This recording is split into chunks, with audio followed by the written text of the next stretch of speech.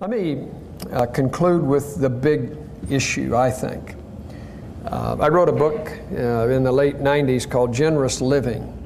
And what I determined after working with wealthy people for a long time is that the only way to achieve financial freedom, financial peace of mind, contentment, whatever word you want, label you want to put on it, is through your giving. When you give, you let go. And there's something that happens when you do that. That's the key to financial freedom, is the giving. Generosity. I'll close with a story on generosity. My son, who's now 33, I have 5 children. I had 3 girls, and I became a Christian and had 2 boys. That's the truth.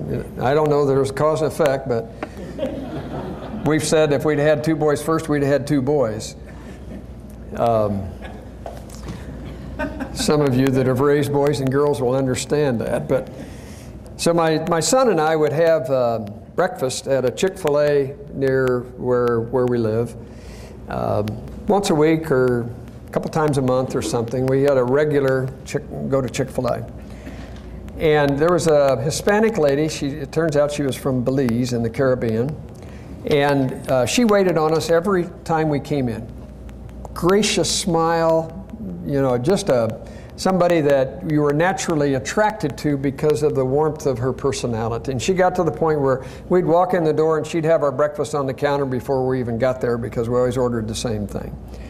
One day I was walking out after doing this many, many times, and I thought to myself, we tip waiters and waitresses in restaurants. Why don't we tip people in a fast food restaurant? They don't wait us maybe at a table, but they'd serve us, and she served us so well. And so as I was walking out the door, I said, well, I'm going to give her some money. So I reached in my billfold, and I pulled out a 20, and the Lord said, you cheapskate. I had a lot of 20s in my billfold.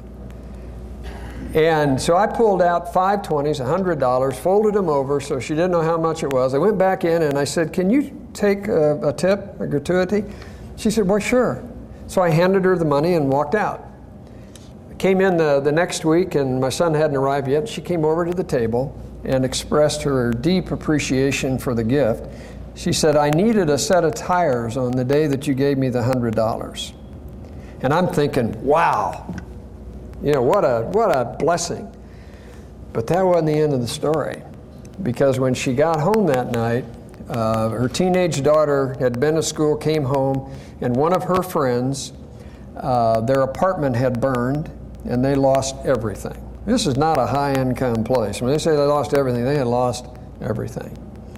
She said, I knew they needed that money more than me, so I gave them the $100. That's generosity. That's really generosity. She needed that a lot more than I needed the $100, and she used it. Neat lady, and a neat story of generosity. I have a suspicion that is a lady that is financially free and content. Thank you very much.